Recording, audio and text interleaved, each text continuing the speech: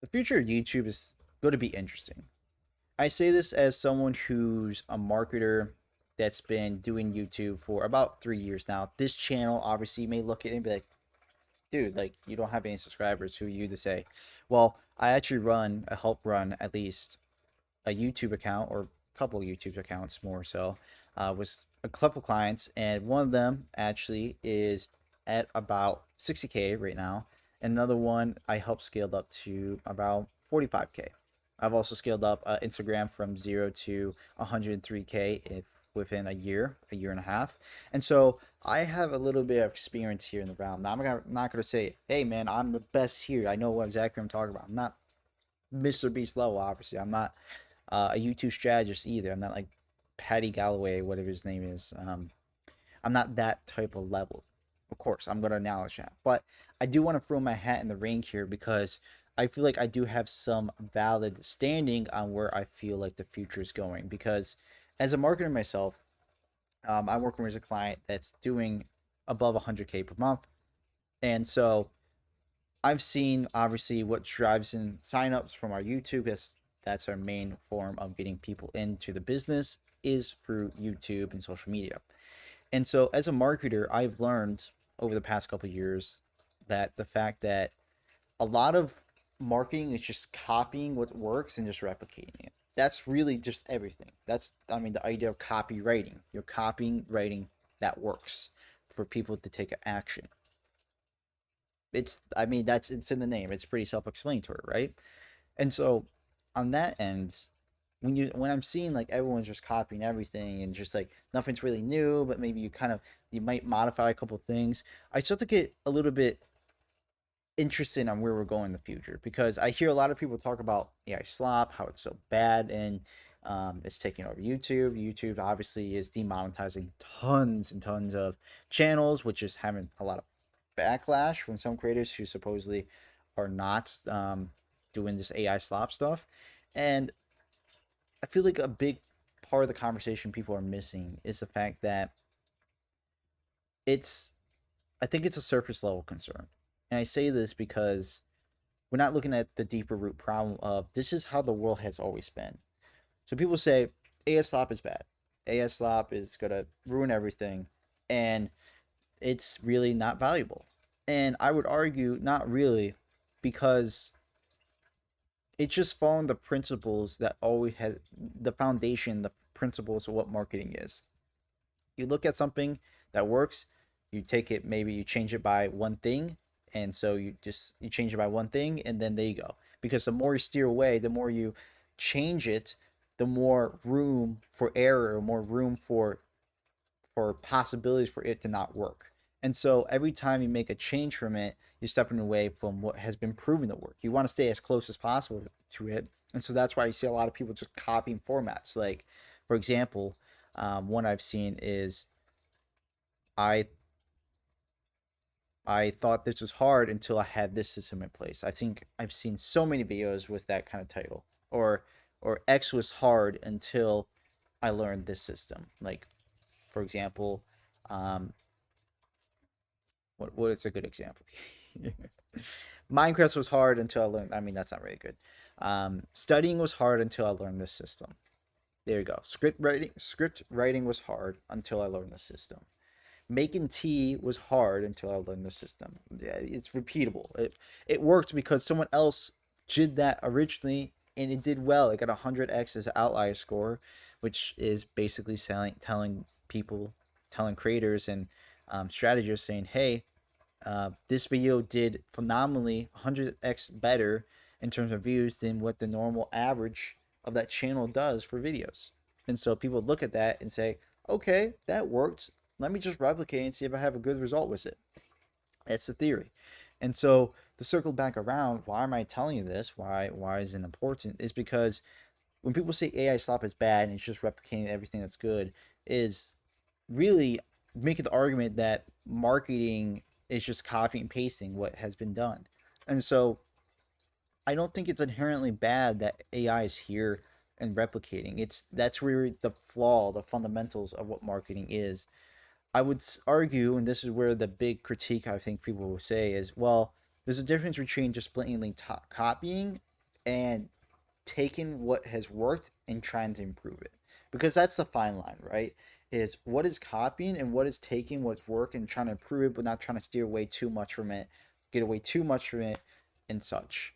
And so on that level, it gets a little bit interesting because obviously people will say, I've seen it so much with creatives talk about this, where I think it's Picasso said, good artists copy, great artists steal. And so it's like if people are just stealing off each other because it works, it's like I think we got a deeper problem there.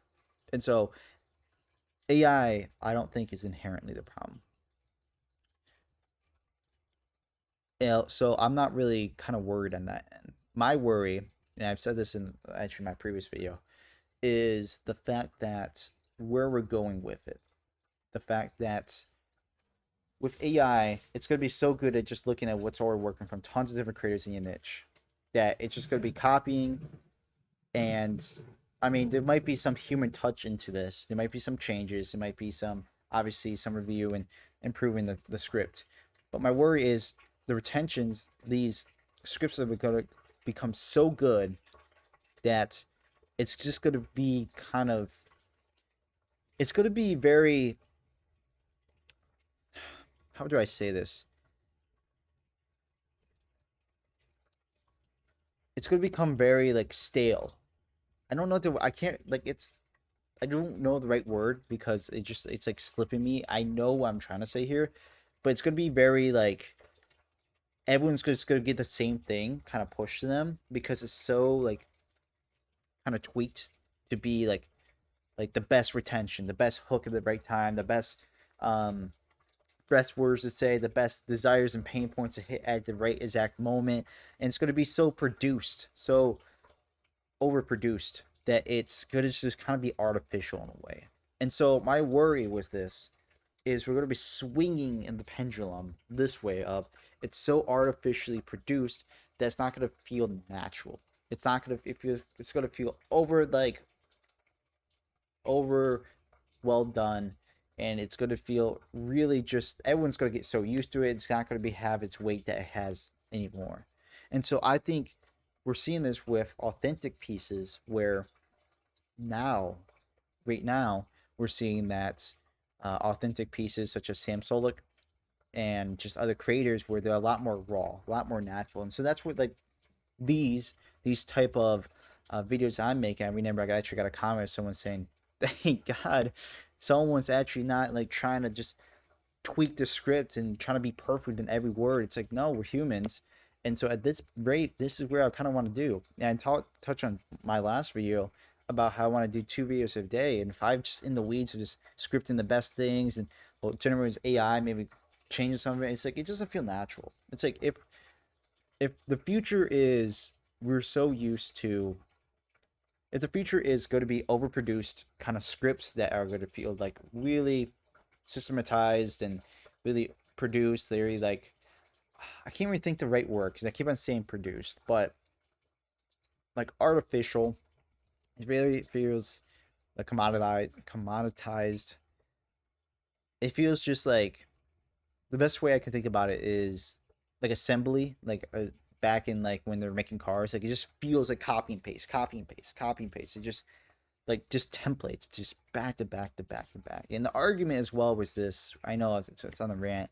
The argument could be made. It's like, well, people don't really care if you're hitting on their emotions, they're hitting on their desires and everything. It's like, yeah, I agree, but to a point, it's just gonna get like so like for example, we've seen with YouTube where people say like at the beginning, they're like, I'm gonna do this, but I'm, but you're gonna have to stay to the end because I got something insane to show you. It's like everyone has heard that time and time again. And it's like, okay, yes, it's things do naturally get um what's the right word? Fatigue.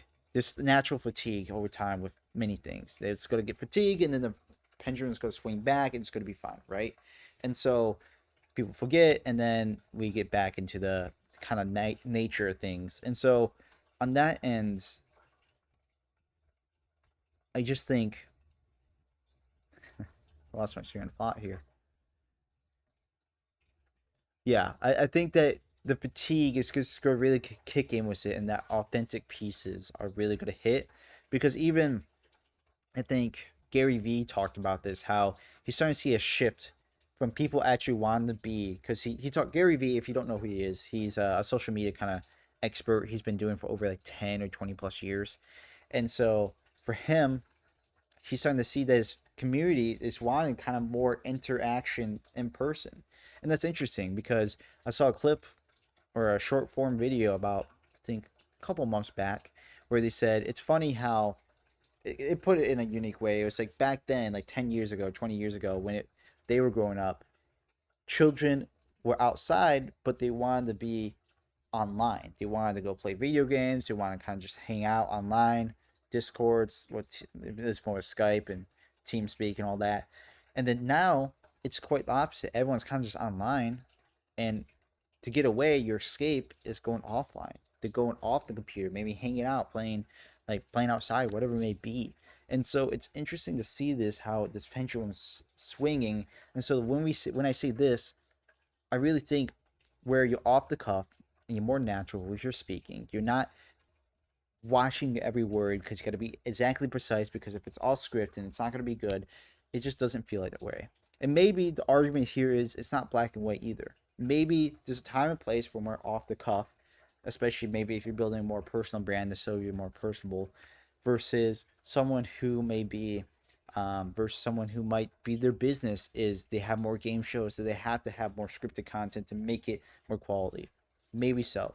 And maybe that's something that once once you hit a certain level, maybe it's like YouTube, where it just makes sense, you have to script this stuff. You have to be more systematized. You have to be more intentional with it. Rightfully so. But right now, I really just want to get videos out and push as much kind of content out there. And maybe these videos are kind of like these daily kind of wisdom pieces for me, or daily, the kind of just like nuggets that you just come back to. So you can just learn what I'm learning, or come be with me on my journey. You can learn from me, I can learn from you guys, and maybe that's the case. So that's really what I want to do. I got nothing to sell. Maybe I should start with that. Was how Alex Hermosi used to have his videos. Is I got nothing to sell you, and so on that end, I mean that's a whole nother video there that I could talk about. But on that end, I'm gonna close up this video. Thank you for watching, and I'll see you in the next one.